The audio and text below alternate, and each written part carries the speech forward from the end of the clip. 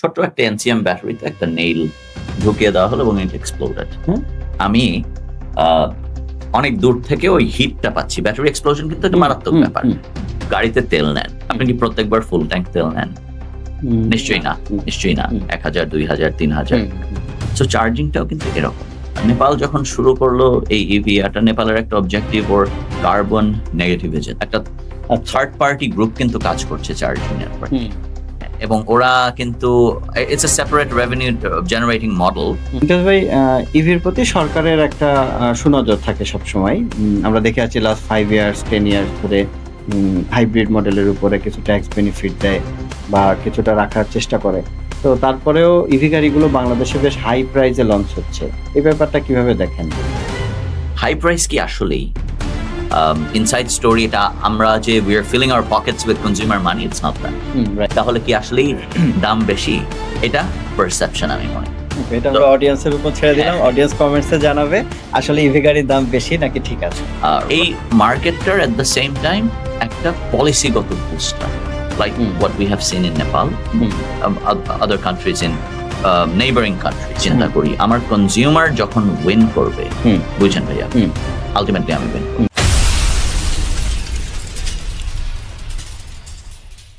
আসসালামু আলাইকুম, welcome to Mamun podcast with studio 89। সবাই কেমন আছেন? আশা করি ভালো আছেন। আজকের পডকাস্ট বাংলাদেশের ইভি ইন্ডাস্ট্রি নিয়ে এবং ইভি ইন্ডাস্ট্রির মার্কেটিং এবং মার্কেটিং রিলেটেড আরো কিছু পলিসি নিয়ে। আমাদের সাথে আছেন ইমতিয়াজ ভাই। ইমতিয়াজ ভাই কেমন আছেন? আলহামদুলিল্লাহ মামুন ভাই, অনেক ভালো আছি। আচ্ছা, আপনার সাথে অনেকদিন পর দেখা হচ্ছে আমার। প্রথমে একটু জানতে চাই আসলে কিভাবে মার্কেটিং জগতে আসলেন? এটা আসলে অনেক লম্বা একটা কাহিনী। ওটাতে যাওয়ার আগে আমি প্রথমে আপনাকে ধন্যবাদ দিব আমাকে আপনার পডকাস্টে ইনভাইট করার জন্য। আমি কিন্তু রেগুলার অডিয়েন্স আপনার, এবং আপনি অনেক ভালো কাজ করছেন।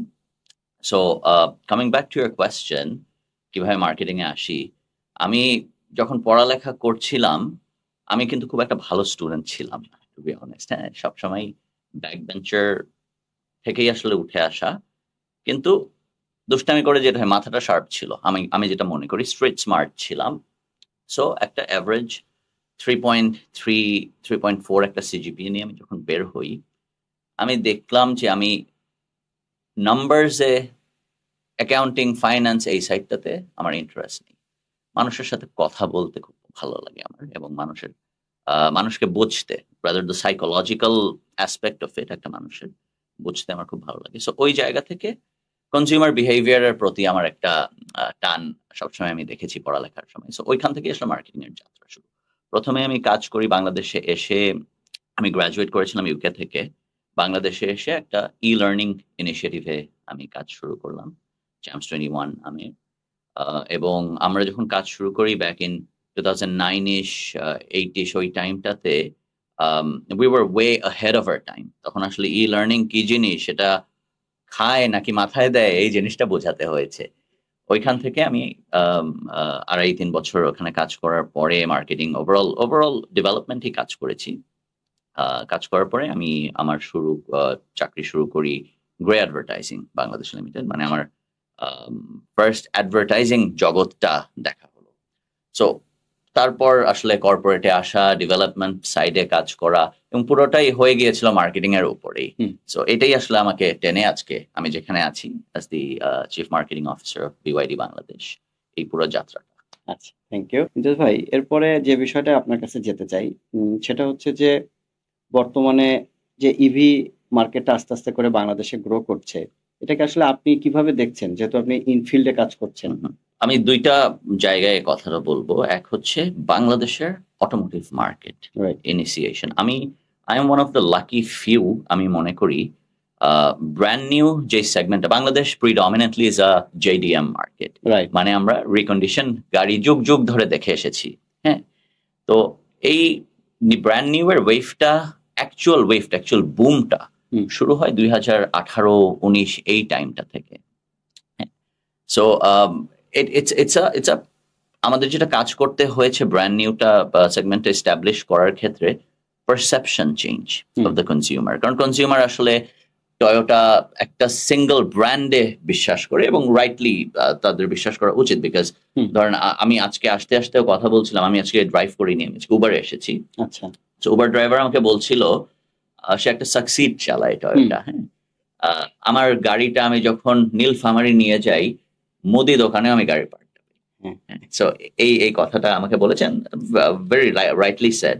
সো ওই জায়গা থেকে আমাদের যখন ব্র্যান্ড নিউ নতুন নতুন ব্র্যান্ড, এখন তো চাইনিজ ব্র্যান্ডস অনেক বেশি, কিছু কোরিয়ান ব্র্যান্ডস আছে, ওই জায়গাটা আমাদেরকে কনজিউমারকে বোঝাতে হয়েছে যে না, this can be alternative, even at some cases better alternative হতে পারে, কারণ you're getting a brand new vehicle over an used vehicle। এটা এক জিনিস। আরেকটা হচ্ছে ইভি পুরো কনসেপ্টে ওয়ার্ল্ড ওয়াইড নতুন একটা কনসেপ্ট। হ্যাঁ, কিন্তু নতুন কনসেপ্ট, কিন্তু এটা আসলে ভাইরাসের মতো ছড়িয়েছে। এবং কিছু কিছু দেশ আমরা যদি দেখি, চায়নায় it's a completely EV driven market.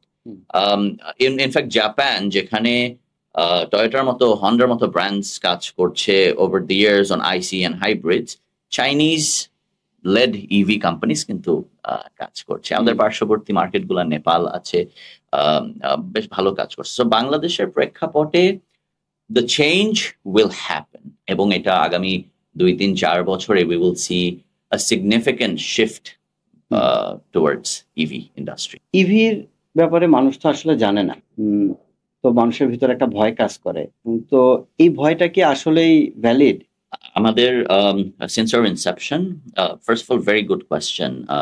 এই ভয়টা থাকাটা আমি আপনার মাধ্যমে বলছি, very very natural. Generation over generation যখন একটা অভ্যাসে আমরা, যে কোনো ক্ষেত্রেই বলি, অভ্যাসে আমরা অভ্যস্ত হয়ে যাই, ওইখান থেকে শিফট করাটা উই ফিল রেজিস্ট্যান্ট। সো আমাদের প্রাইমারিলি আমরা 3টা কাজ করেছি। আমরা গত বছর আমরা আমাদের যাত্রা শুরু করি বাংলাদেশে। 3টা কাজের প্রথম কাজটা হচ্ছে ক্যাটেগরি ডেভেলপমেন্ট। আচ্ছা, মানে NEV, new energy vehicle as a category, এটা আমাকে প্রমোট করতে হয়েছে। How is this category different or rather beneficial to my consumers?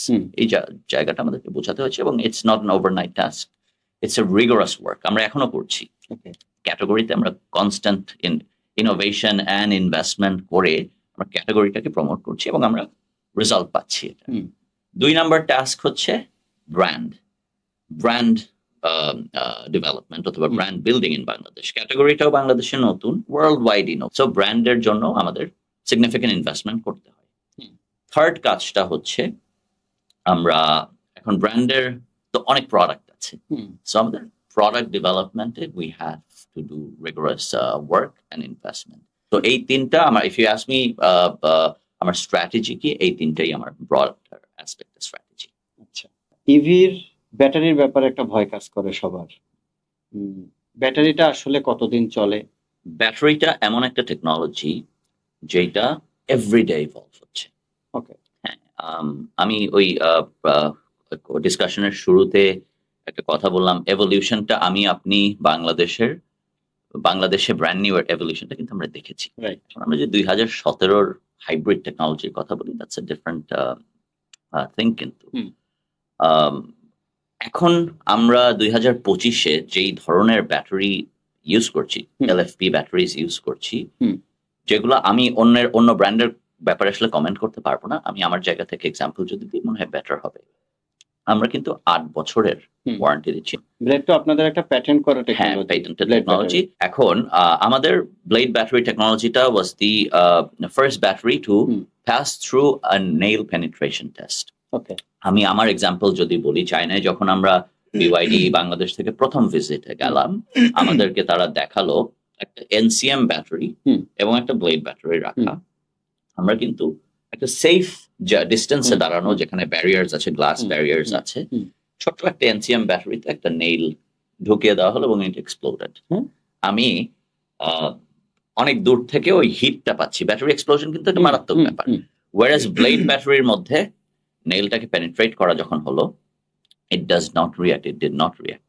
So আমি এটা কেন বললাম, আমার এক্সপিরিয়েন্স থেকে, it is very safe. এবং আমরা ওভারঅল গত 5-6 বছরের ট্রেন্ড যদি দেখি, battery prices are declining. So আমাদের জায়গা থেকে আমরা 8 বছরের ওয়ারেন্টি আমরা দেই ব্যাটারির, বাট এটা আসলে একটা গাড়ির লাইফ টাইম যতটুকু আমরা চিন্তা করি বাংলাদেশে, আমি সেফলি বলতে পারি 15-20 বছরেও আসলে ব্যাটারিটা উইথ দ্য রাইট মেইনটেনেন্স এটা আসলে কিছু হয় না। আমরা এখন যে গাড়িগুলো বিক্রি করছি 15-20 বছর যদি আমরা চিন্তা করি, তাহলে তখন ওই গ্লোবাল ট্রেন্ডটা যেখানে ব্যাটারির প্রাইসেস আর ডিক্লাইনিং, আসলে এটা খুব নমিনাল একটা প্রাইস হয়েছে। এখন এই মুহূর্তে চার্জিং এর ব্যাপারে কি দৃষ্টিভঙ্গি পোষণ করতেছেন?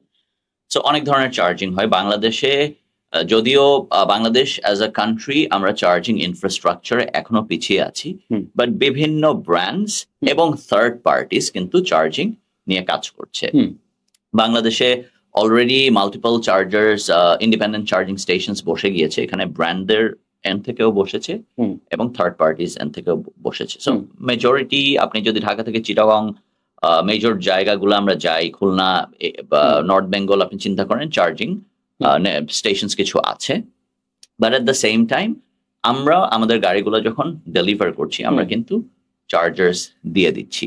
কত ওয়াটের চার্জার দিচ্ছেন? সো 7 কিলোওয়াটের চার্জার দিচ্ছি এবং 3 কিলোওয়াট চার্জার, যেটা হোম চার্জিং। সো 7টা দিয়ে খুব ইজিলি আপনি বাসার পার্কিং এ অথবা অফিসে আপনি, depending on your battery size, 4 থেকে 6 ঘন্টা আসলে আপনি ফুল চার্জ করে ফেলতে পারেন। আর হোম চার্জারটা আপনি লেটস আপনি আপনার গ্রামের বাড়িতে গেলেন, আপনি সারা রাত ধরে হোম চার্জারটা আপনি প্লাগ ইন করে রাখলেন এবং আপনি ওভারনাইট চার্জ হলো, আপনি পরের দিন আপনি ইউজ করছেন। অ্যাট দ্য সেম টাইম আরেকটা জিনিস আমি এখানে মেনশন করতে চাই, আপনি যখন গাড়িতে তেল নেন, আপনি কি প্রত্যেকবার ফুল ট্যাঙ্ক তেল নেন? নিশ্চয়ই না, নিশ্চয়ই না। 1000, 2000, 3000। সো চার্জিংটাও কিন্তু এরকম। আপনি কিন্তু আপনার সব কখনোই 100% চার্জ যে হতে হবে এরকম না। আপনি 40% চার্জ নিয়ে কিন্তু আপনি আপনার একটা লিমিটেড পেরিফেরি আপনি ঘুরে এসে আবার চার্জ দিয়ে দিতে পারছেন। 50%, 60% আপনি পারছেন। So it is as simple as that. আপনি আপনার সেলফোনও যখন চার্জ দেন, সবসময় আপনি 100% চার্জ দেন না। তো ওই বিহেভিয়ারাল জিনিসটাই আসলে আমাদেরকে বোঝানোটা আমাদের কাজ, এবং আমরা বুঝাচ্ছি। Consumer has been showing very good positive sign. Nepal's example, আপনাকে দিই, আমাদের পার্শ্ববর্তী market, they have done really good, I would say, in EV adoption. Nepal যখন শুরু করলো এই ইভি, এটা নেপালের একটা অবজেক্টিভ, ওর কার্বন নেগেটিভে যেতে হবে। আচ্ছা, হ্যাঁ, তো কার্বন নিউট্রাল তো প্রথমে, তারপর নেগেটিভ। সো ওই জিনিসটা ওরা খুব ভালোভাবে বিভিন্ন স্টেক হোল্ডার্স গ্রুপে ধারণ করেছে, starting from government to private organizations, to companies, to consumers. So যখন ইভি ওরা প্রথম দিকে আনলো, ওরা কিন্তু, আমরা তো ফার্স্ট ইয়ারে তাও সেল করেছি, ওরা কিন্তু সেল করতে পারেনি নেপালে। হ্যাঁ, ওরা যেটা, এবং ওরা পারসিস্টেন্টলি এটা কাজ করেছে। গভর্নমেন্টের জায়গা থেকে চার্জিং স্টেশনস বসানো শুরু করলো, দ্যাট টু ফাস্ট চার্জার্স। এবং আমরা নেপাল মার্কেটটা যদি দেখি, অনেক দুর্গম একটা মার্কেট। হ্যাঁ, আপনি বিভিন্ন সিটি থেকে যখন যাবেন, আপনার পাহাড় পর্বত পার হয়ে যেতে হবে। ওইসব জায়গায় তারা ইভি চার্জিং স্টেশন পেনিট্রেশন করেছে। আচ্ছা, হ্যাঁ, এবং তারপর গাড়িগুলো আসলে কনজিউমার নেওয়া শুরু করলো। এই ট্রাস্টের ব্যাপার আছে, এবং যখন এটা আসলে চাকাটা ঘুরে গেল, কোম্পানিগুলো ইনভেস্ট করা শুরু করলো চার্জিং স্টেশনস গুলোতে। সো আমাদেরও ইচ্ছা, আমরাও বিভিন্ন স্টেক হোল্ডার গ্রুপস দিয়ে নিয়ে কাজ করছি। যেমন আমি একটু আগে বললাম, একটা থার্ড পার্টি গ্রুপ কিন্তু কাজ করছে চার্জিং নেটওয়ার্ক, এবং ওরা কিন্তু it's a separate revenue generating model, এবং তারা ভালো ভালো জায়গায় ভালো ভালো পেনিট্রেশন তারা করেছে চার্জিং স্টেশন নিয়ে। আমাদেরও হবে, আমরা আশাবাদী, এবং আমরা চাই সরকারের কাছ থেকে এখানে কিছু পলিসিগত সুবিধা on charging, on EV imports, পুরো ব্যাপারটাতেই। ইমতিয়াজ ভাই, ইভির প্রতি সরকারের একটা সুনজর থাকে সবসময়। আমরা দেখে আছি লাস্ট 5 ইয়ার্স 10 ইয়ার্স ধরে হাইব্রিড মডেলের উপরে কিছু ট্যাক্স বেনিফিট দেয় বা কিছুটা রাখার চেষ্টা করে। তো তারপরেও ইভি গাড়িগুলো বাংলাদেশে বেশ হাই প্রাইসে লঞ্চ হচ্ছে, এই ব্যাপারটা কিভাবে দেখেন? হাই প্রাইস কি আসলেই? আমি কিন্তু এটাতে একমত না। Again opinions can vary. আমরা আসলে এখন 89 close to 90% ট্যাক্স ব্র্যাকেটে আসলে ইম্পোর্ট করছি, কিন্তু বাংলাদেশের একটা পারসেপশন, বাংলাদেশের আপনি যদি অ্যাগেন আপনি অটোমোটিভে অনেকদিন ধরেই আছি, আপনি দেখেছেন রিসেন্টলি গাড়ির দাম কিভাবে বেড়েছে। এটা কিন্তু আসলে ইনসাইড স্টোরি, এটা আমরা যে we are filling our pockets with consumer money, it's not that, because of a lot of things. Covid এর পর থেকেই আসলে আমরা দেখেছি একটা অনেক বড় স্পাইক হয়েছে অটোমোটিভ মার্কেটে। লজিস্টিক্স এর ব্যাপার আছে এখানে, টেকনোলজির ব্যাপার আছে, অনেক কিছু এখানে এক্সটার্নাল ফ্যাক্টরস আছে। তো আপনি একটা সেডান 5 বছর পুরানো সেডানও কিন্তু কাছাকাছি প্রাইসে কিনছেন, তাহলে আপনি ব্র্যান্ড নিউ একটা এসইউভি 50 কেন কিনবেন না? এক নাম্বার। বেটার লুকিং, এখন লুকটা আসলে এটা সাবজেক্টিভ, আপনার নাও লাগতে পারে বেটার লুকিং, আমার কাছে লাগে। It has more technology, it's brand new, it's covered under warranty, it has blade battery system, it has advanced safety and security systems. তাহলে কি আসলে দাম বেশি? এটা পারসেপশন আমি মনে করি। ওকে, এটা আমরা অডিয়েন্সের উপর ছেড়ে দিলাম, অডিয়েন্স কমেন্টসে জানাবে আসলে ইভি গাড়ির দাম বেশি নাকি ঠিক আছে। রাইট মার্কেট ফিট, আমরা তো আসলে রিসার্চ করি before we import a product, we do rigorous research from our end.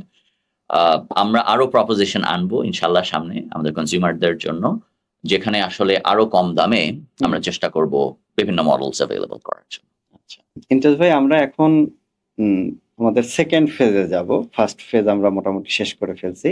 Second ফেজে হচ্ছে আসলে ইভি গাড়ির ভবিষ্যৎ কেমন হবে এটা নিয়ে। তার আগে আমি কিছু ইনফরমেশন আপনার সাথে শেয়ার করতে চাই as per my research and understanding. Toyota বলতেছে, টয়োটা তারা একটা আর্টিকেলে লিখছে যে হচ্ছে ইভি আসলে পরিবেশ বান্ধব না, তো তারা এর জন্য ওয়াটার ইঞ্জিন ডেভেলপ করার চেষ্টা করতেছে। হয়তো তার প্রোটোটাইপ করে ফেলছে যে গাড়ি চলবেও পানিতে এবং কার্বনের জায়গায় মানে এক্সজস্ট থেকে পানি বের হবে মানে প্রকৃতি, তাহলে এটা 100%। তারা আরো একটা তথ্য দিছে, যদি আপনি এখন আমেরিকার সব গাড়ি ইভি করতে চান তাহলে আপনার 12 লক্ষ চার্জিং স্টেশন বসাতে হবে শুধু আমেরিকাতেই। তারা আরো একটা তথ্য শেয়ার করছে, যদি এখন পৃথিবীর সব গাড়ি ইভি করতে হয় তাহলে নতুন করে 300-র উপরে মাইন লাগবে, মানে বিভিন্ন ন্যাচারাল রিসোর্সের ম্যাগনেসিয়াম, পটাশিয়াম বা এগুলো। তো এই সব কিছু মিলে, এবং আরো একটা তথ্য শেয়ার করছে যে একটা ইভি গাড়ি রাস্তায় নামার আগে সে যে পরিমাণ হচ্ছে কার্বন নিঃসরণ করে, তো রাস্তায় নামার পরে সে করতেছে না, কিন্তু নামার আগে সে যে পরিমাণ কার্বন নিঃসরণ করে তার 1600 মানুষের মৃত্যুর কারণ হতে পারে। এখন আপনার কাছে জানতে চাই যে ইভির মার্কেটটা আসলে কতদিন এরকম থাকবে, বা নতুন কোনো টেকনোলজি ইভির মার্কেটটা কে দখল করতে পারে কিনা? দেখেন, আমি I am a very technology driven person, যদিও খুব বেশি ভালো বুঝি না, বাট আমি তো tech person, I am a marketing person, but I believe in technology. Any sort of newer technology is always welcome. এখনো আসলে আপনি যে কথাগুলো বললেন হাইপোথিসিসে আছে।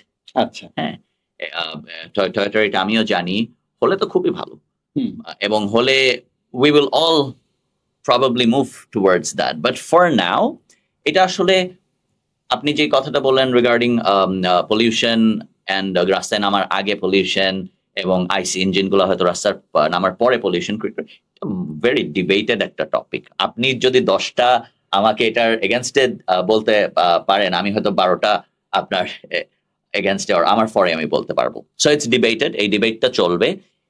যে কোনো নতুন ইন্ডাস্ট্রি যখন এস্টাবলিশ হয়, for the betterment of it, এই কথাগুলা আমি মনে করি চলা উচিত।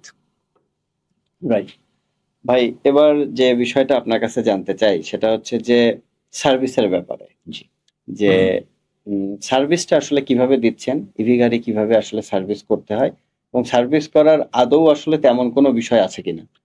আনলাইক আইস কার্স, ইভির আসলে সার্ভিস মেইনটেনেন্স খুব কম। সেটা আসলে ইঞ্জিনের যেই পার্টস দেখে আমরা পরিচিত এরকম কিছু নেই, হ্যাঁ, বাট কিছু রেগুলার মেইনটেনেন্স লাগে, যেগুলা আমরা ওয়ারেন্টি আমরা দিই। আমি বলছিলাম 8 বছরের ব্যাটারি ওয়ারেন্টি থাকে, এবং পিরিয়ডিক্যালি কিছু কিছু পার্টসের উপরে এই টেনিয়রটা ভ্যারি করে। সো আমাদের অথরাইজ সার্ভিস সেন্টারই এটা করে, সার্ভিসটা দেয়, মেইনটেনেন্স করে তেজগাঁতে। আমরা at the same time বিভিন্ন মেজর সিটিজের ডিলারশিপ দিচ্ছি, both for sales, service and spares. এবং অ্যাডিশনালি একটা ফিয়ার আপনার থাকতেই পারেন, আমি আমার বাড়িতে যখন যাই, আমি একটা টয়োটা অথবা অন্য কোনো জাপানিজ ব্র্যান্ড গাড়ি নিয়ে গেলে আমি অনেক জায়গায় আসলে পার্টস পেতে পারি, নো হাউটা আছে, আপনি জেনে খুশি হবেন। আমরা at the same time rigorously driver এবং মেকানিক ট্রেনিং দিচ্ছি। সো তাদেরকে আসলে আমরা শিখিয়ে দিচ্ছি, এবং এটা আমরা নেশন ওয়াইডই চালাবো। আমরা আমাদের এন্ড থেকে ইনিশিয়েট করছি, আমাদের ডিলারশিপ থেকেও ইনিশিয়েটেড হচ্ছে সামনে। সো বাই মানে আমরা যত যাব আগামী বছর, তার পরের বছর, এই বছর সব মিলিয়ে আসলে আমরা একটা বড় পুল দেখছি of trained drivers and technicians, mechanics all over the country. এটা একটা ভালো উদ্যোগ, যে আসলে আমরা এত বছর দেখেছি যে গাড়ি কোম্পানিগুলো হচ্ছে ডিলারশিপ ডেভেলপ করে, সার্ভিস ডেভেলপ করে, বিভিন্ন শহরে সার্ভিসের সাথে হচ্ছে কোলাবোরেশনে যায় সার্ভিস সেন্টারগুলোর সাথে, বাট টেকনিশিয়ানদের যদি ডেভেলপ করা যায় তাহলে এটা একটা ভালো জিনিস। গুড বিজনেস, সাস্টেইনেবল বিজনেস করতে হলে আমার কিন্তু সবগুলা স্টেক হোল্ডারকে টাচ করতে হবে। Right, we need to clearly communicate to them what's in it for them. আমি আমার কনজিউমারকে বুঝাতে পারছি, you get better technology, brand new car, better warranty, এটা তো আছেই, কিন্তু আমার এই টেকনিশিয়ানটা যে আপনার গাড়িটাতে কাজ করবে তাকেও কিন্তু এটা আমার এই আমব্রেলার নিচে নিয়ে আসতে হবে। সো আমরা ওই কাজটাই করছি। আচ্ছা, আরেকটা বিষয় হচ্ছে ভাইয়া, বাংলাদেশের টেম্পারেচার তো যথেষ্ট বাড়ছে লাস্ট ফিউ 10 ইয়ার্স। তো এই টেম্পারেচারের সাথে এই গাড়িটা আসলে কতটুকু অ্যাডজাস্ট করবে বলে মনে করেন? আপনি জানেন যে যখন প্রোটোটাইপ ডেভেলপড হয়, এক্সট্রিম টেম্পারেচারস, এক্সট্রিম কন্ডিশনস টেস্ট করে তারপর আসলে বাজারে আসে। -30 অথবা 40, আমার কাছে এখন এই মুহূর্তে ডেটাটা নেই, ওই টেম্পারেচার থেকে একদম টপ টেম্পারেচারটা যেটা আমরা এক্সপিরিয়েন্স করি, not in Bangladesh, in hotter climates and wetter climates, I would say, it's absolutely tested. So বাংলাদেশের টেম্পারেচার মিডলে আছে, এখন আসলে এক্সট্রিম মে যায়নি। ইমতিয়াজ ভাই, সরাসরি একটা কোশ্চেন, কতগুলো গাড়ি সেল করলেন? সুন আমরা 100+ চলে যাচ্ছি, ভেরি সুন। এবং আমরা তো আপনি দেখেছেন আমরা রিগোরাস ক্যাম্পেইনস করছি। আমার বুকিং পাইপলাইনেও, নাম্বারটা আমি ডিসক্লোজ করবো না, বাট বুকিং পাইপলাইনে অনেক বুকিং আছে। আচ্ছা, যারা গাড়িগুলো নিচ্ছে তাদের ফিডব্যাক কেমন? খুবই ভালো। এখনো আমরা সামনে কাস্টমারদের সাথে কথা বলবো, টেস্টিমোনিয়ালস নিব। It will be open for everyone to view. আমাদের সোশ্যাল মিডিয়া চ্যানেলসে যাবে। So you will know for yourself. এখন পর্যন্ত আল্লাহর রহমতে and thanks to the product quality কোনো ঝামেলা শুনিনি এবং হয়নি। ইমতিয়াজ ভাই, বাংলাদেশে আসলে ইভির মার্কেট আপনি আসলে কিভাবে দেখছেন? ভবিষ্যৎ ইভি মার্কেটটা কেমন হতে পারে? মানুষ কি এই টেকনোলজিটা অ্যাকসেপ্ট করবে? It is showing very good early signs, not only for BYD, for all the other brands that are in the market. It's showing very good signs. Government-এর একটা agenda আছে, by 2030, 30% of all cars should be EV.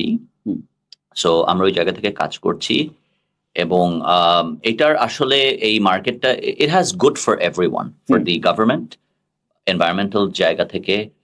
আপনি recently একটা খবর এসেছে যে কতগুলা বাস, EV বাস হচ্ছে, নাম্বারটা এখন এই মুহূর্তে আমার মাথায় নেই। কনজিউমারও কিন্তু বেনিফিটসটা বুঝতে পারছে। হ্যাঁ, আপনার মাধ্যমে এটাও আমি কমিউনিকেট করতে চাই যে the companies that are importing EVs, they should focus on the end user benefits, because benefits আমি আপনি বুঝলে আসলে লাভ নেই, কনজিউমারের কাছে যেতে হবে। এই মার্কেটটার at the same time একটা পলিসিগত বুস্ট লাগবে, like what we have seen in Nepal, in other countries, in neighboring countries. So ওইটা একটা দরকার। So এই জিনিসটা রিয়েলাইজ করা উচিত যে ইভি সবার জন্য বেনিফিট নিয়ে আসছে। ওকে, from a business point of view, for a separate industry of charging network development, for the consumers, and for the government as well. So it keeps everyone happy. So why not? এখন হচ্ছে মানে কারা কারা EV বিক্রি করতেছে totally আপনাদের সাথে?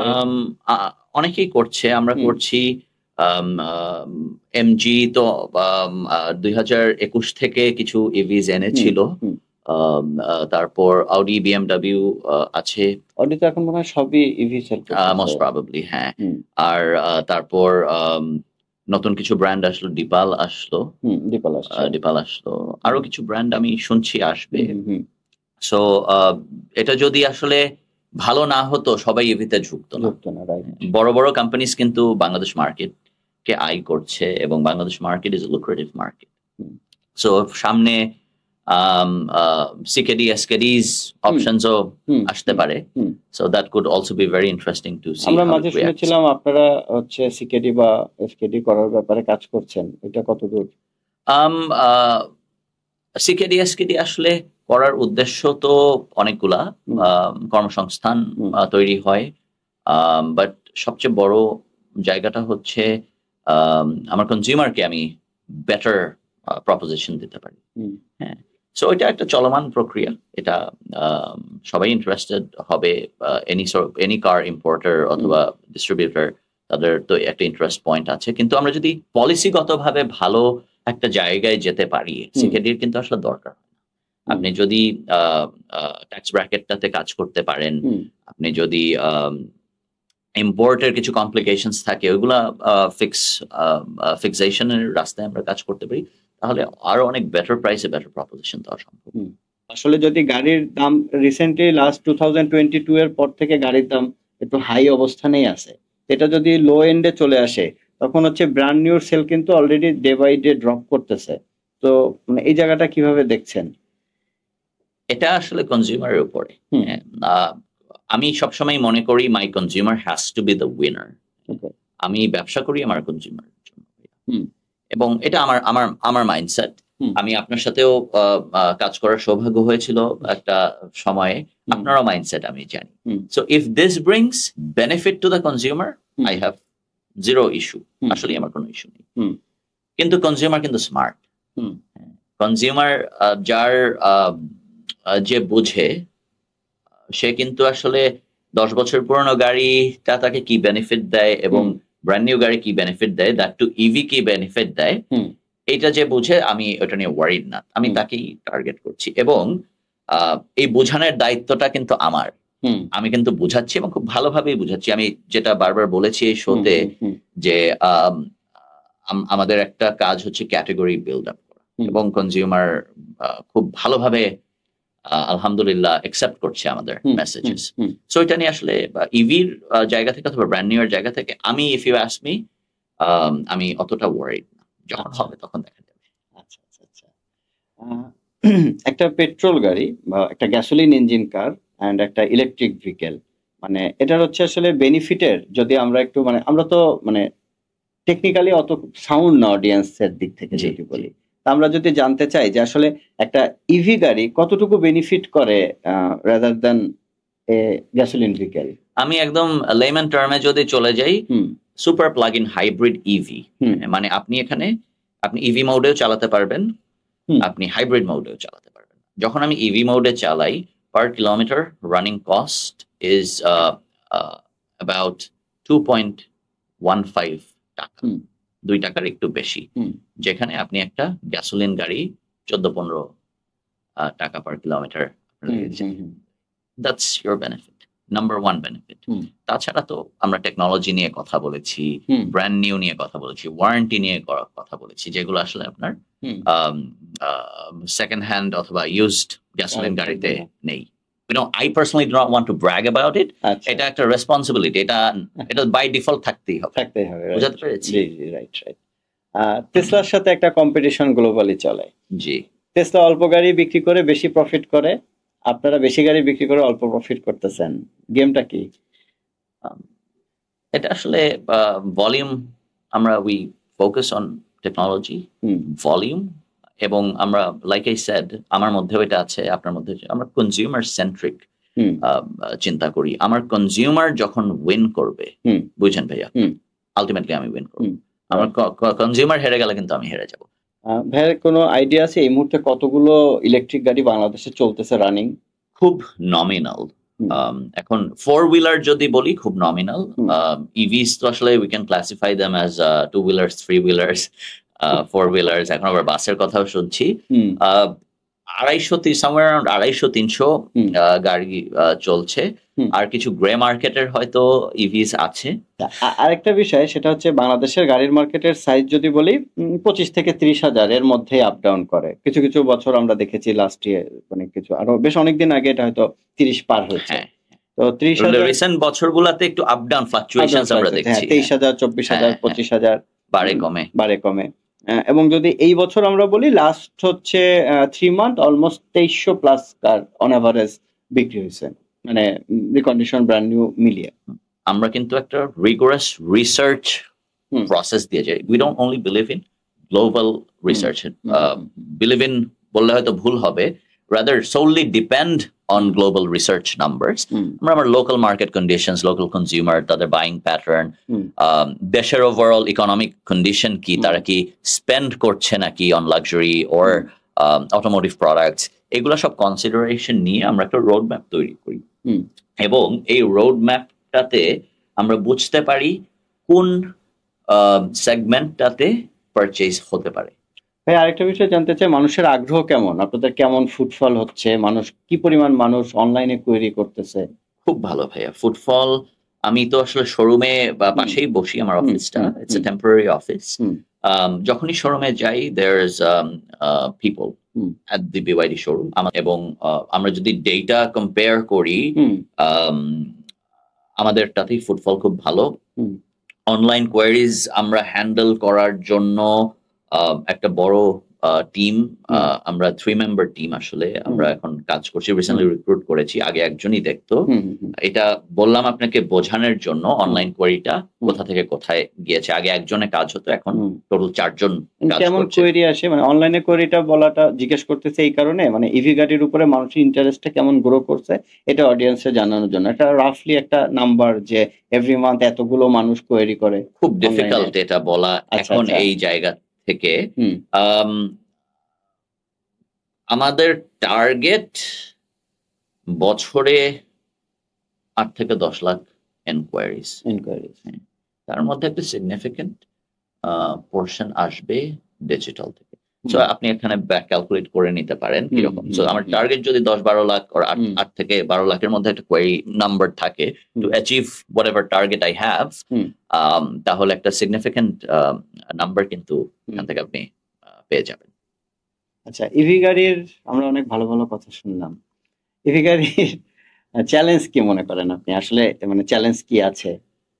Challenge প্রত্যেকটা কোনো মেকানিক্যাল ডিভাইসই পারফেক্ট না, তো সেই এন্ড থেকে আমি প্রশ্নটা করেছি। আচ্ছা, চ্যালেঞ্জ এক তো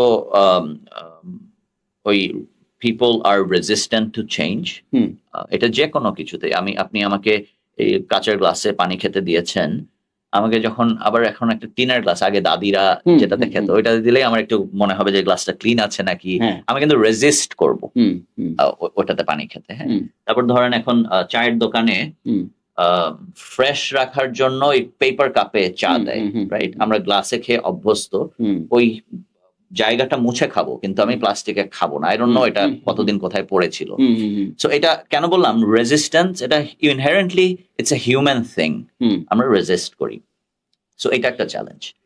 এটার জন্য আমরা ক্যাটাগরিটাকে ডেভেলপ করছি through hour communications, through hour innovative communications. Charging infrastructure একটা চ্যালেঞ্জ, যেটা আসলে চ্যালেঞ্জ না, আমি বললাম it's as easy as charging your phone.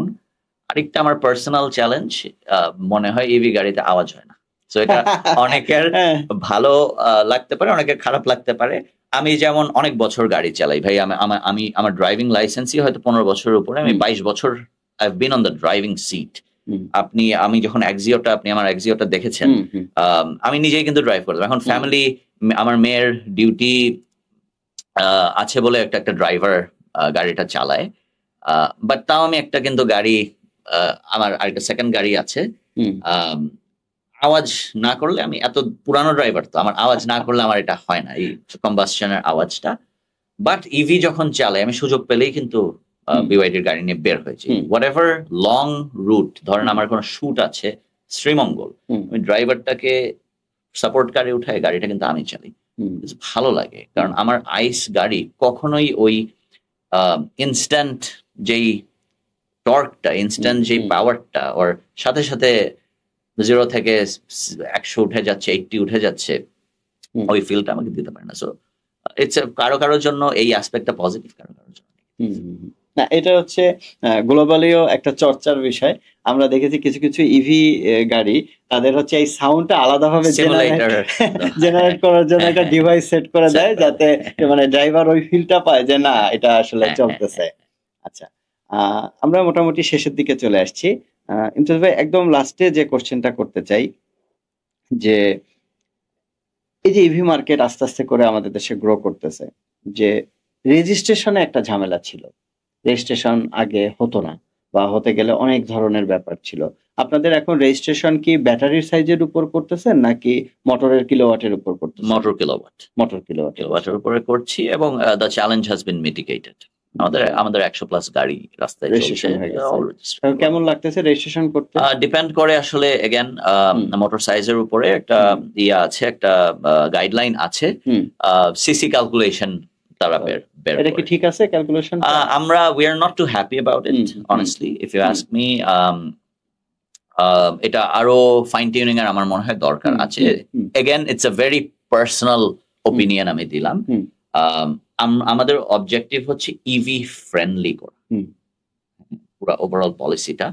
So EV friendly করতে যা যা লাগে আমি রিকোয়েস্ট করবো আপনার মাধ্যমে টু দ্য রাইট পিপল, যারা এই পলিসি মেকিং এর জায়গায় আছে, তারা যেন এদিকে একটু নজর। ইভি ডেভেলপমেন্টের জন্য আপনারা সরকারের কাছ থেকে আসলে কি কি চান? চাওয়ার তো আসলে অনেক কিছু আছে। প্রথমত সরকারকে অনেক ধন্যবাদ। সরকার একটা পলিসি, একটা তো খসড়া আছে যে 30-এর মধ্যে আমরা আমাদের ভিশনটা জানি, 2030-এর মধ্যে আমরা কোথায় যেতে পারবো অ্যাজ অ্যান ইন্ডাস্ট্রি। আমরা কার্বন এমিশনের জায়গায় আসলে আমরা কাজ করছি, কিভাবে আমরা কমাতে পারি, ওই জায়গাতে আমরা কাজ করছি, সবাই কাজ করছে। However, we can take insights from nearby markets.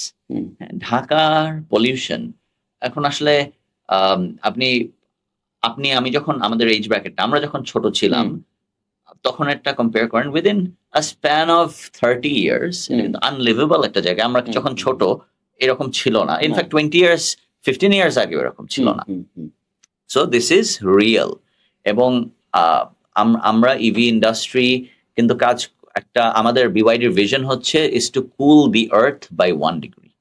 আমরা কিন্তু ওই ভিশন মাথায় নিয়ে কাজ করি। সো ইম্পোর্ট পলিসি থেকে শুরু করে রেজিস্ট্রেশন পলিসি, এটা আসলে আমার মনে হয় অ্যামেন্ডমেন্টের জায়গা আছে, এবং সরকারের ডিরেক্ট কাজ করার জায়গা আছে এখানে। At the same time charging infrastructure ডেভেলপমেন্টের ডিরেক্ট ইনভেস্টমেন্টের জায়গা আছে। হ্যাঁ, এটা ঠিক যে চার্জিং এর ব্যাপারটা যদি গভর্নমেন্ট মানে সলভ করে দেয়, তাহলে আমাদের ইভি ইন্ডাস্ট্রিতে আসলে খুব দ্রুত বড় হবে। অ্যাটলিস্ট হাইওয়ে গুলোতে যদি প্রত্যেকটা মহাসড়কে যদি চার্জিং স্টেশন গুলো কিছু কিছু করে একটা সার্টেন এরিয়া পর দেয়, তাহলে এটা আসলে ভালো কাজ করবে।